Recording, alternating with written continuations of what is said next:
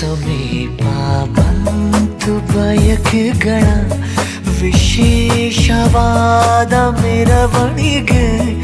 ಇದೀಗ ನೋಡು ಬೆರಳುಗಳ ಸರಾಗವಾದ ಬರವಣಿಗೆ.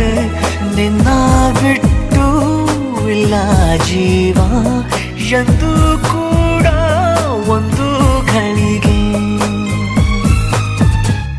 ನಿನ್ನ ಮಾತು ಏನೇ ಇರಲಿ, ನಿನ್ನ ಮೌನ ನಂದೇ ಏನು.